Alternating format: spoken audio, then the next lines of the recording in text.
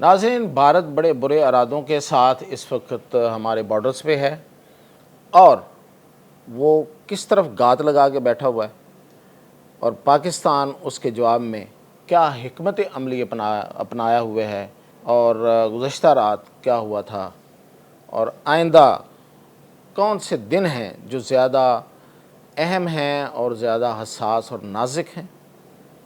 और फिर ये कि भारत में कोई रजीम चेंज की आवाज़ें हैं, ये क्या है? क्या भारत में रजीम चेंज हो रही है?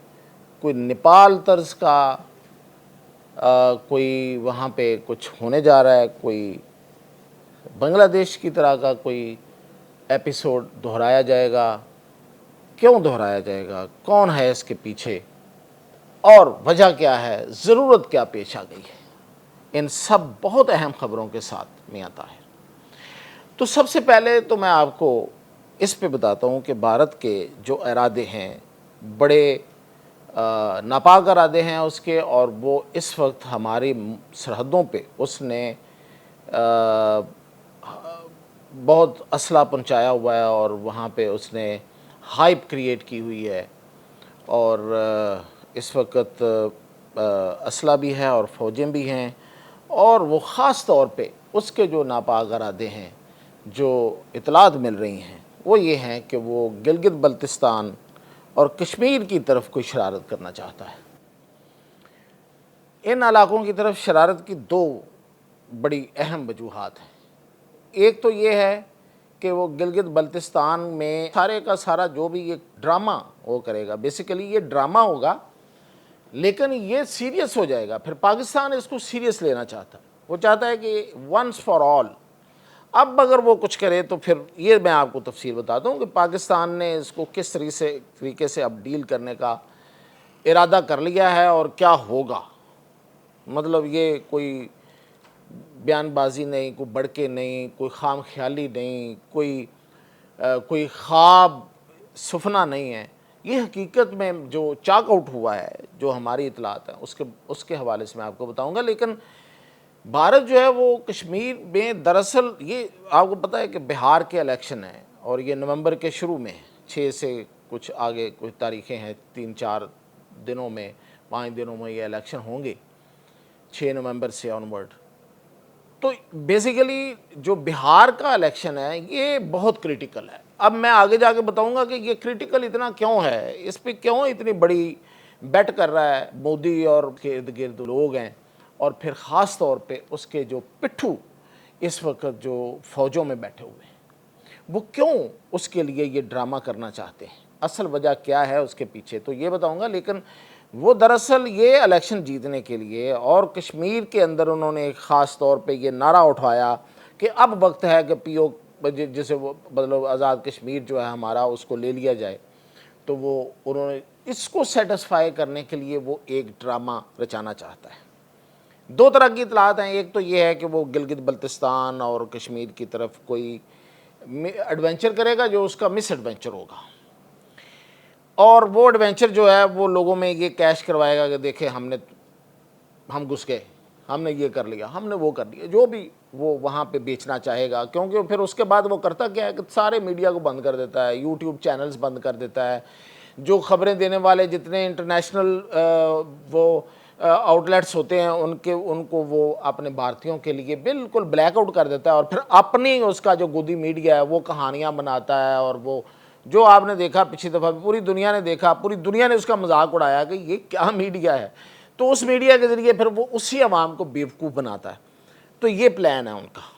दूसरा ये कहा जा रहा है कि शायद वो जो सहरा हैं हमारे बहावलपुर की तरफ है, चोलिस्तान है और उससे आगे थरपारकर है उसकी तरफ, तो शायद उसमें आके कुछ सहराओं, मतलब उनका ये ख्याल है कि रेत में आके मतलब ये कि यहाँ पे कोई ना आबादी होगी ना कुछ होगा, तो मतलब उसमें कोई बम शम कोई मिज़ाइल चलाएंगे तो जंग भी नहीं होगी और हम ड्रामा भी कर लेंगे, तो वो खाली एरियाज़ होंगे तो वहाँ कर लेंगे। ये मुख्तलिफ उनकी स्ट्रेटजीज़ जो हैं वो बनाई जा रही हैं, सोची जा रही हैं। और दूसरी बड़ी वजह जो है वो गिलगित बल्तिस्तान और कश्मीर की तरफ से کسی ایڈونچر جو کہ مس ایڈونچر ہوگا اس کی وجہ، دوسری وجہ یہ ہے کہ چائنا نے لداخ کی طرف اپنا دباؤ بڑھا دیا ہے۔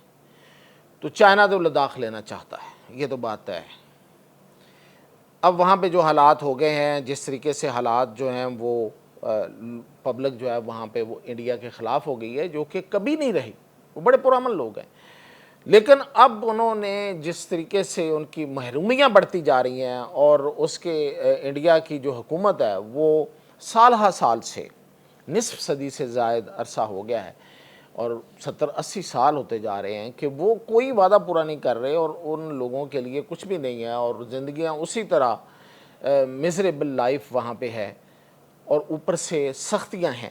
تو یہ وہاں پہ تو لوگ تو پورے تنگ ہیں، اور ادھر سے چائنا تیار ہے، تو اس وجہ سے شاید اس کو بھی اس نے روکنے کے لیے یہ ایک اس کا پلان ہے کہ یہاں سے پریشر بڑھایا جائے، دباؤ بڑھایا جائے، فوجی ایسکلیشن جو ہے وہ کی جائے، محاذ رائی وہاں محاذ کو اوپن کیا جائے۔ یہ دو مقاصد ہیں۔ تو پچھلی رات وہاں پہ ہمارے جو شاہباز ہیں، جو شاہین ہیں، انہوں نے بڑی ایکسٹینسو قسم کی پروازیں کی ہیں، اور اس پورے ایریا میں اپنا آپ دکھایا، گرجے ہیں وہ وہاں۔ تو اس وقت پھر جو انڈینز ہیں وہ دبک گئے فار دا سم ٹائم۔ تو یہ کچھ محاذ اس نے، اس کے علاوہ پورا کنٹرول لائن اور پورا جو انٹرنیشنل بارڈر ہے اس نے اس وقت بالکل اس نے گرم کر کے رکھا ہوا ہے۔ اور ادھر سے کچھ اطلاعات آپ کو بھی مل رہی ہیں کہ وہ بی ایس ایف جو ہوتی ہے ان کی، انڈیا کی، ہماری رینجرز ہوتی ہے، ان کی بی ایس ایف ہوتی ہے جو بارڈر کے اوپر، انٹرنیشنل بارڈر کے اوپر رہتی ہے، تو اس پر سکھوں کی طرف سے حملے ہو رہے ہیں، تو وہ ان کو اندر سے بھی مار پڑنے کا ایک خدشہ ہے۔ تو اس وجہ سے وہ پنجاب کی طرف سے شاید وہ اس دفعہ نہیں کرنا چاہ رہے، یا کوئی حرکت وہ اس دفعہ جو ہے وہ ان دو سائڈ سے سوچا جا رہا ہے۔ اب پاکستان اس کے جواب میں بڑی سیدھی سی بات ہے، پاکستان نے تو ببانگ دوہل یہ کہہ بھی دیا ہے، اور اسٹریٹجی یہ چاک آؤٹ ہو گئی ہے کہ انڈیا کو اس بار ایک تو جتنا جواب پچھلی دفعہ دیا تھا پرپورشنل جواب دیا تھا کہ بھئی تم نے یہ کیا، اب دیکھو ہم نے یہ کر دیا ہے، اس سے آگے جا سکتے تھے، نہیں کیا، اور بڑا ذمہ داری کا مظاہرہ کیا انٹرنیشنل کمیونٹی کے نے۔ جب اس پہ آئی، جب فون آئے، جب امریکہ سے آئے، تو پاکستان نے کہا کہ ٹھیک ہے، انہیں کہیں کہ وہ بند کر دیں، ہم بھی بند کر دیتے ہیں، لیکن یہ ہم نے کر دیا ہے، اس سے آگے ہم جا سکتے ہیں، یہ دیکھیں یہ لیٹے ہوئے ہیں، ہم اس کے اوپر، ان کے اوپر بیٹھے ہوئے ہیں، ہم ان کو مزید نقصان پہنچا سکتے ہیں، لیکن ابھی نہیں پہنچا رہے۔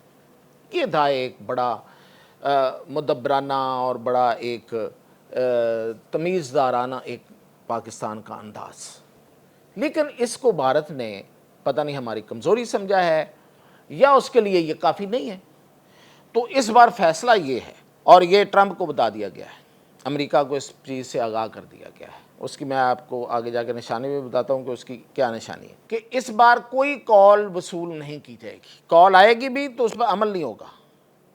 امریکہ کو کہا گیا ہے کہ اس بار اگر آپ روکیں گے بھی تو ہم نہیں روکیں گے، اور بھارت پر چاروں طرف سے حملہ ہوگا، چاروں طرف سے حملہ ہوگا۔ یہ نہیں ہے کہ وہ ایک سائیڈ پہ جواب دے گا تو ہم اس سائیڈ پہ جواب دیں گے، یا ایک اور سائیڈ پہ جواب دیں گے، نہیں، اب چاروں طرف سے حملہ ہوگا، وہ کنٹرول لائن ہو، وہ انٹرنیشنل بارڈر ہو، بلکہ اروناچل پردیش کی طرف سے حملہ ہوگا، اس دفعہ بنگلہ دیش کی طرف سے حملہ ہوگا، اور وہ جو 6 سسٹرز سٹیٹس ہیں، اس کی جو 6 ریاستیں ہیں، جو ایک چھوٹی سی راہداری کے ساتھ، ایک کوریڈور کے ساتھ، سلگری کوریڈور جسے کہتے ہیں، اس کے ساتھ وہ بھارت سے جڑی ہوئی ہیں، ان کو کاٹا بھی جا سکتا ہے۔ بھارت کو ونس فار آل یہ ٹنٹنا ختم کرنا ہے۔ یہ ہمارے بارے میں نہیں ہے بھائی، روز روز کی اس طرح کی وہ ایسکلیشن کرتا رہے، ہم اس کے جواب میں ہم بھی بیٹھے رہیں، اور پھر یہاں پہ کوئی سرمایہ کار نہ آئے اور یہاں پہ کوئی سرمایہ کاری نہ کرے، اس لیے کہ یہ دونوں رائیول کنٹریز ہیں اور اٹامک کنٹریز ہیں، اور کسی وقت بڑی جنگ چھڑ سکتی ہے، یا وہ نہیں ہے یا ہم نہیں ہیں تو وہ بھی نہیں ہے، سیدھی سی بات ہے، یہ طے ہے۔ اور یہ بھی کہا گیا ہے بھارت کو کہ جو سیکنڈ سٹرائک ہے وہ پاکستان کے اندر سے نہیں ہوگی۔ سیکنڈ سٹرائک کا جو بھی ہمارا اسلحہ ہے وہ ملک سے باہر ہے، وہاں سے سٹرائک ہوگی.